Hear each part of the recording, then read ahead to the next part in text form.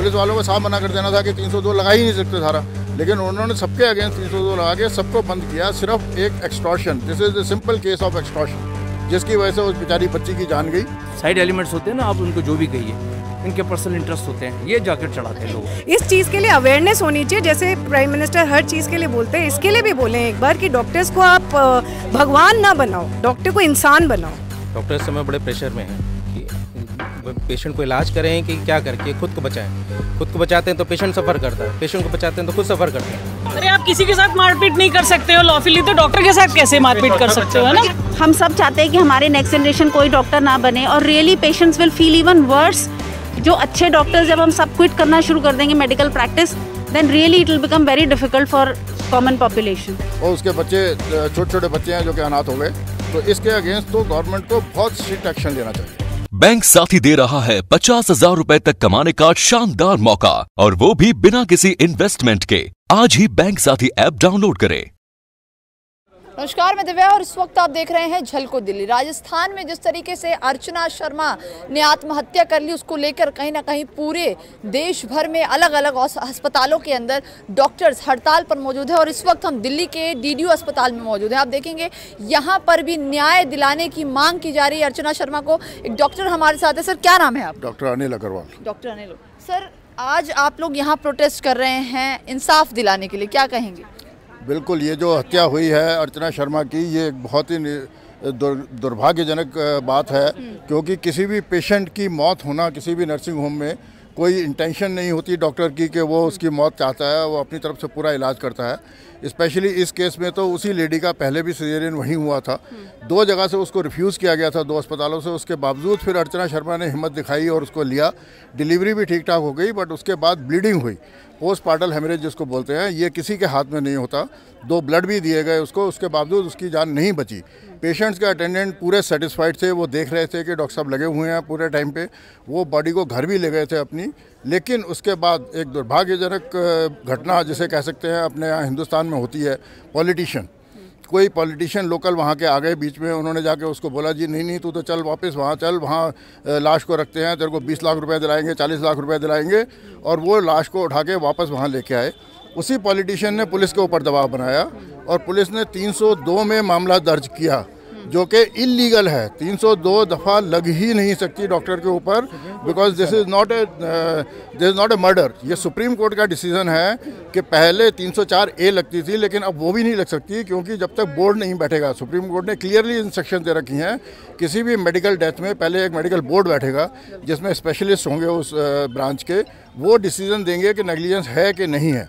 उसके बाद ही FIR register हो सकती है, उसके पहले FIR भी रजिस्टर नहीं हो सकती।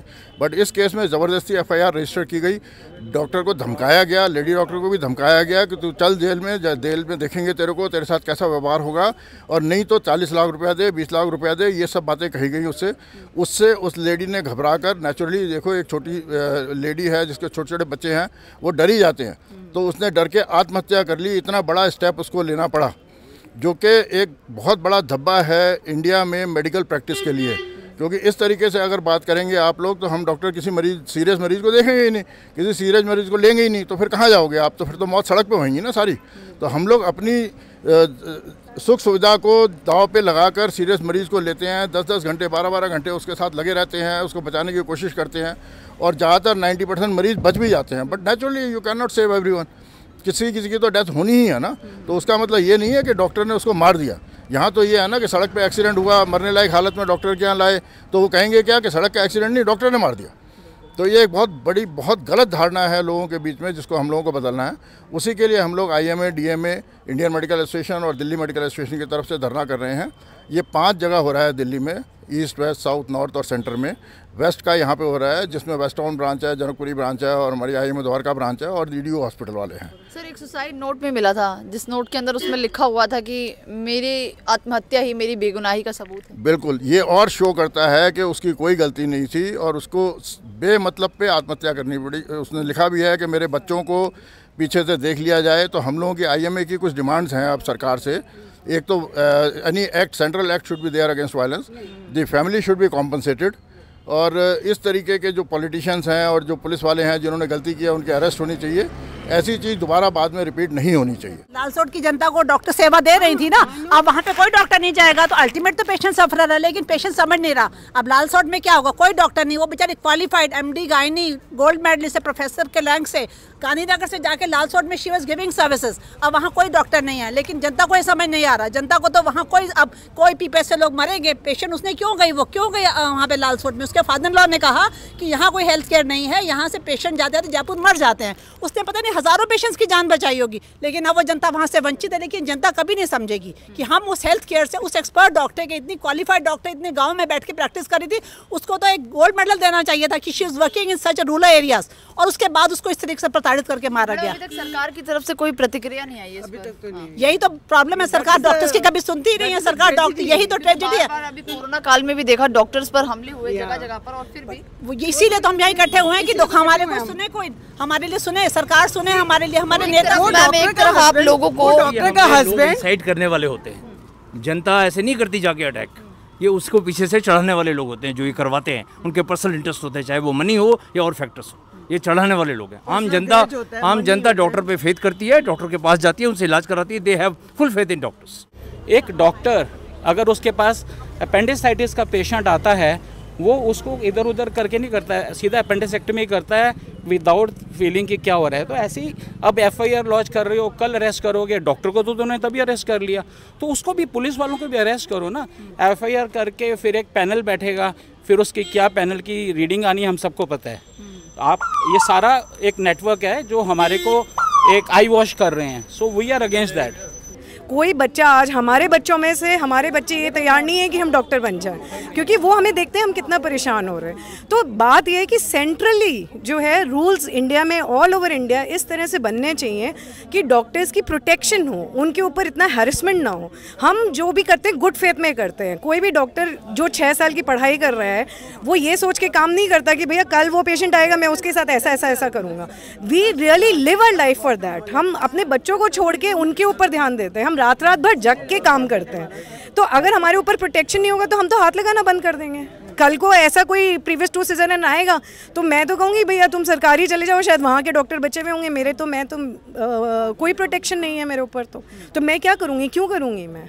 क्या लगता है आने वाले, जैसे कभी डॉक्टर थी उन्होंने कहा कि हमारे बच्चे डॉक्टर्स नहीं बनना चाहते, नहीं बनना चाहते, नहीं, अगर वो बनना भी चाहते हैं तो हम उनसे बोलते हैं नहीं बनो, हम उनको नहीं बनने देंगे, हम क्योंकि हम नहीं बनने देंगे कि कोई ज़रूरत नहीं है। तो actually society will pay this price. अगर सोसाइटी को समझ नहीं आएगा कि डॉक्टर उनके लिए क्या कर रहा है, तो सोसाइटी विल हैव टू पे दिस प्राइस कि आगे कोई अच्छा डॉक्टर ऑलरेडी रुकेगा नहीं। ऑलरेडी स्टार्ट हो चुका है, आप लोगों को शायद रियलाइज नहीं हो रहा है। छोटे नर्सिंग होम, थोड़े मीडियोकर हॉस्पिटल सीरियस मरीज रखने बंद कर रहे हैं। इवन बड़े हॉस्पिटल कैटेगरी B वाले भी सोचते हैं तो कैटेगरी A चला जा, मैं नहीं मैनेज कर रहा हूँ। क्यों? क्योंकि मरते ही वहाँ पे हंगामा होगा।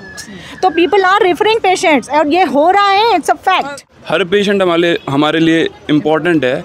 अगर गॉड फॉरबिड वो नहीं बच पाता, यू विल नॉट बिलीव कि हमें कितना बुरा लगता है। And ma'am, this is mental harassment, emotional harassment. Being a human being ma'am, seeing anyone die ना, it breaks our heart. We guys are, मतलब हम ऐसे हो गए हैं बिल्कुल पत्थर दिल मैम। अब कोई फैमिली में भी इमोशनल मोमेंट होता है ना, हमें फ़र्क नहीं पड़ता है। इफ़ एनीबडी गोज ना, मतलब we guys are made of rock kind of something, still we guys are question कि हम में से, हमारे ऊपर में से क्यों विश्वास खो रहा है। There is a lack of seriously empathy नहीं है लोगों में। हमारे शूज़ में रह के देखिए मैम एक बार। तो देखिए अभी आपने डॉक्टर्स की बात सुनी, DDO अस्पताल के भी डॉक्टर इस वक्त हड़ताल और विरोध प्रदर्शन करने पर आ चुके हैं, और सब लोग कहीं ना कहीं जितने भी डॉक्टर्स हैं, चाहे वो नर्स हैं, सभी मिलकर इस वक्त अर्चना को इंसाफ दिलाने की मांग कर रहे हैं। उनका कहना है कि अगर कोई मरीज़ की इलाज के दौरान मौत हो जाती है तो इसमें डॉक्टर की कोई गलती नहीं होती। डॉक्टर हर वो कोशिश करता है ताकि मरीज़ को बचाया जा सके। इस वक्त हम चाहते हैं कि अर्चना को इंसाफ मिल सके। जिस तरीके से दिल्ली और अलग अलग राज्यों में अर्चना के लिए डॉक्टर्स इंसाफ की मांग कर रहे हैं, और साथ में अर्चना के जो हस्बैंड हैं उनको भी प्रोटेक्शन की मांग की जा रही है कि उनको भी सुरक्षा दी जाए। जिस तरीके से अर्चना के हस्बैंड ने मीडिया में आकर कहा कि वो अपने आप को अभी भी सुरक्षित नहीं समझ पा रहे, तो हम इस चैनल के माध्यम से यही कहना चाहते हैं कि अर्चना के पति को भी इंसाफ मिले। वो जिस तरीके से सुरक्षा की मांग कर रहे हैं और अर्चना के लिए इंसाफ मांग रहे हैं, इन सभी बातों पर ध्यान दिया जाए। अभी तक राजस्थान सरकार की तरफ से इस पूरे मामले पर कोई भी प्रतिक्रिया नहीं आई है। देश में जिनको भगवान का दर्जा दिया जाता है उन पर इतनी बुरी तरीके से अत्याचार किया जा रहा है, उनको इतना उन पर दबाव बनाया जा रहा है कि वो पेशेंट को इलाज करने से भी कतराते नजर आ रहे हैं। उनके अंदर एक डर बन गया है कि अगर वो पेशेंट का इलाज करेंगे तो हो सकता है अगर बाय चांस पेशेंट की मृत्यु हो जाती है तो उसका जो पूरा इल्ज़ाम है, पूरा आरोप है, वो डॉक्टर्स पर आ जाएगा। तो अब आपकी क्या राय है, आपको क्या लगता है, कमेंट बॉक्स में ज़रूर बताइएगा। कैमरा पर्सन खुशी लाल के साथ मैं दिव्या, झलको दिल्ली।